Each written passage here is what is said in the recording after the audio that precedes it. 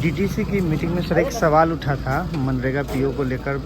ये जो पदाधिकारी हैं और ये पंचायती राज के जो भी मुखिया पंचायत समिति सदस्य हैं, उन्होंने कहा था कि कमीशन की बात आती है डीडीसी की मीटिंग में, कोई कार्रवाई नहीं हो रही है मनरेगा पीओ दिशा के बैठक में मनरेगा कार्यक्रम पदाधिकारी, लेकिन अभी तक कोई कार्रवाई नहीं हुई। देखिए, जो कमेटी के बैठकों में जो रिपोर्ट कार्यवाही में आई होगी, तो निश्चित रूप से उस पर जांच करके कार्रवाई होती है। ठीक है, अगर दिशा में आई होगी तो वो डीडीसी के पास में होगा, और अगर स्थानीय बीडीसी की बैठक में आई होगी तो निश्चित रूप से अगर यहाँ का कार्यवाही हमारे पास आएगा तो उस पर कार्रवाई करेंगे। मुखिया समिति का हमेशा रहता है कि 60-40 के रेशियो के कारण काम को रोका जा रहा है। ऑब्वियसली होगा, 60-40 का जो सरकार का निर्देश है उसका पालन तो करना ही पड़ेगा।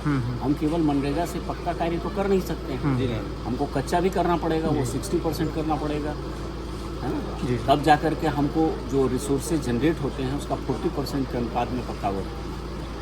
किसी पंचायत में पक्का काम ज़्यादा दिखता है। देखिए, एक बात सुनिए, कुछ पंचायत ऐसे होते हैं जहाँ पर कि कच्चा का इसको बहुत ज़्यादा होता है, तो वहाँ 70% 80% तक कच्चा काम होता है। कुछ पंचायत होते हैं जहाँ पे कच्चा का काम इसको है ही नहीं, तो वहाँ पर अधिक से अधिक जो भी काम होता है मनरेगा के तहत उसमें पक्का का काम लिया जाना संभव है और वही काम हो पाता है।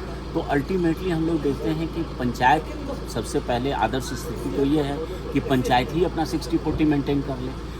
विषम स्थिति में हम लोग प्रखंड लेवल पर देखते हैं कि 60-40 मेंटेन हो जाए। अगर उससे भी नहीं हो पाता है तो कुछ जगहों के लिए हम लोग जिला स्तर पर भी अपना 60-40 मेंटेन करते हैं, लेकिन जिला अंतिम यूनिट है जहाँ पर कि 60-40 का हमको अनुपात एकदम मेंटेन करना ही है, तभी स्टेट का हमको पैसा मिलेगा, अदरवाइज़ नहीं पैसा मिलेगा। आज ब्लॉक में अचानक आने का, देखिए, अभी जान ही रहे हैं कि अभी हम लोगों का डॉक्टर अंबेडकर समग्र सेवा अभियान का शिविर चल रहा है, साथ ही महिला संवाद भी चल रहा है। और मेरे आने के बाद में प्रखंड में मैं आया नहीं था, तो एक बार वैसे भी हमको आना चाहिए, प्रखंड के गतिविधि को देखना चाहिए।